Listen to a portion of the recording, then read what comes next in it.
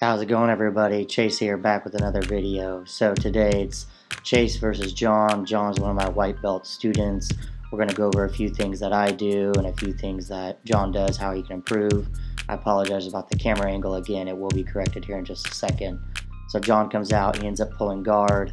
He's trying to establish kind of an open guard connection, but I'm able to Toriando pass and pass his guard. So I have my grips on his pants. I step to the outside. I'm going to bring my knee right in for a knee on belly, ends up passing. So John held on to my sleeves right there for a little too long. He should have let go and started framing and trying to retain guard, but because he hangs on to my sleeves and I have dominant grips, I'm able to pass. So I kind of melt into a side control here. John's doing a good job at framing, but I'm able to trap his arm. So right here I was able to grab his wrist.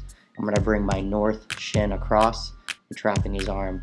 This is one of my favorite techniques to keep someone pinned in the bottom of side control. You can definitely set up some attacks from here, but it's a good way to pin. My knee's going to come across, and then my shin is going to keep John's arm held down. Also, guys, make sure you please give this video a like and subscribe. I'm trying to get to over 10,000 subscribers by the end of the year, so every like and subscribe counts. Also, comment down below any cool videos or techniques you guys want to see. Please do that. So now I'm moving to a little bit of a north-south here, keeping John's arm trapped, crossover.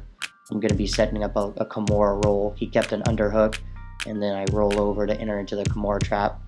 So he ends up turning and he shoots his underhook. I'm grabbing his wrist. I'm going to push it down and catch a figure four. Right here, John should have been turning into me heavily, but he stays flat, so I'm able to roll over and set up the Kimura trap. John does do kind of a good job here by trying to free his grip. I was curious to see what he was going to do with that. It's one thing I like to really do with white belts is kind of see what's going to happen. They have interesting ideas. So I end up hitting another pass. As I come up, my foot gets inside position, and I immediately get dominant grip. So I have his lapel and I have his pant. I push his leg out the way for an X pass, and I'm around. John right here should have tried to recover and not let his feet stay on the outside. He should have tried to get inside. I also am able to achieve dominant grips right away. So now my pass is fairly easy to run around because I have everything in place, and now we end up in knee on belly. Passing is something that I'm currently working on at the moment as well, so I'm very open to allowing passes. So right here, John actually does a good job at pushing my leg into half guard, but I have my hand on his hip, I kick and pass again. So as I come up out of the position, I have my legs on the inside, and his leg is kind of lazy right here. He should have been keeping a little tighter control, and that allows me just to step around and pass fairly easy. So we're back in side control. John's doing a good job at staying on his side.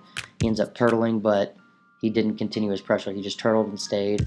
I was able to achieve my grips, and now I enter into a bow and arrow choke finish from the back or turtle position, end up catching it. So as John turns, I run around to his back before he ends up grabbing my legs or establishing any kind of turtle defense. I get my seatbelt control in. Right here you can't see, but I'm setting up my bow and arrow choke setup. I sit, I pull him into this kind of seated position where my leg's going to go over his hip, and I'm going to fall down. I'm going to grab his pant for control, and now I fall all the way to my side. John's doing a good job at actually grip fighting right here. So his hands are grip fighting, but my feet are going to take over. I use my feet as a pair of hands right on his wrist. I just extend my legs, and now there's no chance that he's going to be able to defend it. Guys, if you're interested in developing a good jiu-jitsu roadmap and learning how to take more ownership of your own training, I'm going to be doing a free training here in the next week or so. So make sure you check out the details down below. That way you can get all the information and enroll in my free training that will be happening live. It'll be fun. I hope to see you guys there. So back to the video right here. I'm setting up a half guard. I slide in. I trap John's leg. I get my underhook. I'm grabbing his belt, and I'm going to lift up the bottom leg. And as I lift up the bottom leg, I insert putting in and sweeping all the way through. This is one of my favorite half guard sweeps, especially when someone sits. So right here, John's going to sit down on his hip. I'm going to achieve my underhook. I still have a butterfly hook on the far side, and I'm elevating him on top of me. He's already on top of me, so I just lift him with my legs, and then I lift his legs so my leg can slide underneath. And you hit a little sweep. Now we get mount control. I end up catching him in a gift wrap or twisting arm position, depending on what you call it. Now I step over, and now I enter into some tacks from the top of the mount. I kind of had a choice there of or I could go to a triangle or an arm lock. So right here, because John, I think, is trying to hit a Kimura trap, which is going to be very difficult from that top of the mount position, it left him very exposed. He should have let go of my arm and continued to start his mount escape right away. He should have given up. Now right here, because he has my wrist, I'm going to use that against him. I do a little wrist release, and now I pin his wrist. He should have kept his arms in tight and started framing and shrimping. I shoot my leg over, and now I have two options. I can either go for a mounted triangle, or I can continue to progress to the arm lock. I choose to go to the arm lock. Just felt like that was going to be easier and something to train. I come over the top and notice that both my feet are north by his neck. It's just the style of arm lock finish that I was able to fall into. He ends up just letting his arm go, and now we continue to the next position. So right here, I'm in the bottom of turtle. John's doing a good job at trying to set up an attack here, but he kind of gets lazy, and I just turtle right through. Now I'm able to start to attack, and I'm going to try to hit a double leg out of here successfully, and now he's on his butt. So right here, as I turtle, ideally John should have tried to follow me as much around to my back, but he gave me time, so my leg was able to pop out. So I kicked my body away from me. It's a little turtle escape that I like to use. Now there's a lot of space between me and John. So I use that space for my arm to come out, and now I have grips to hit the double leg. I'm going to try to finish on my knees. I try to wrap his leg, but he ends up standing up. So because he stands up, all of his weight is on me. So I scissor my legs through and hit a sit out right here. So his weight is labeled on my shoulder. My knee is the post. As I take the base away, he has no choice but to fall. And now we're back here playing some open guard. John's doing a good job at achieving some grips right here. I'm letting him play around, trying to see where he's going to go. He gets a little collar and sleeve, which is one of my favorite positions from open guard. He's doing a good job here. I was able to clear that hook. The problem is right now that John only has one sleeve, and he has no connection with his legs. I end up just doing a little pass, and now I come through, and I'm going to do what I call a step over pass. So right here, my north leg is going to go on like a knee on belly, end up stepping up and backwards stepping around. It's a sneaky way to pass straight to mount if that's something you guys like to do. They don't usually expect it. You can also drop down and go into a side control if you would like to. So now I achieve the mount. I already get my hand on the collar pretty quickly. I'm keeping my base out wide. I slide over, and now I'm going to do a palm up, palm down finish with my thumb inside the collar.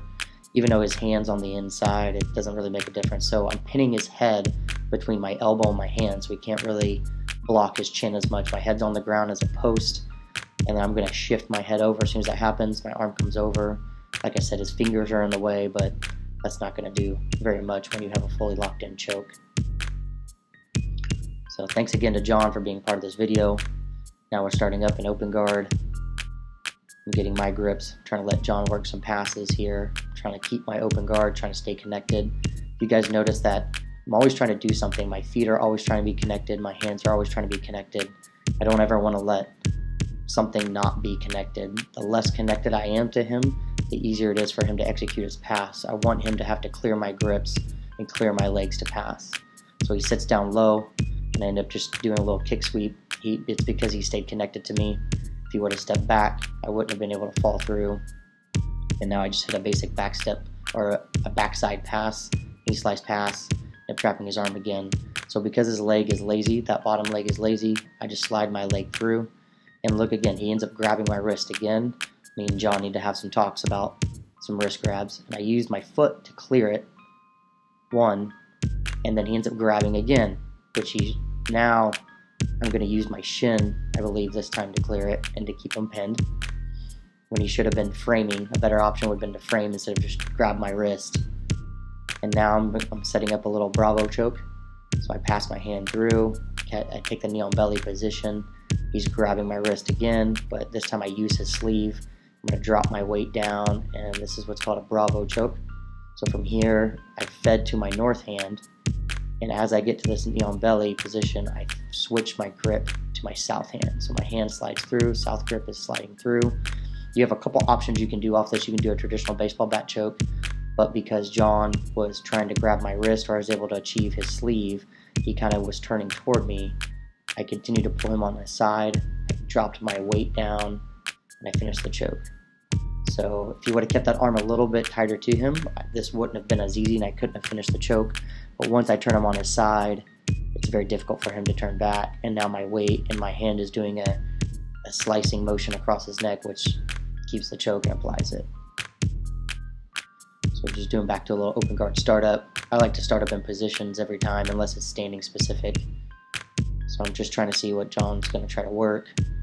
Now I'm getting some grips, I'm getting my feet connected. I think he sits down here, he tries to hit a little foot lock, tries to enter into some ashi position, but I weave my other leg through, so it's much harder for him to connect. I tried to pass his leg through to see where he was going to go.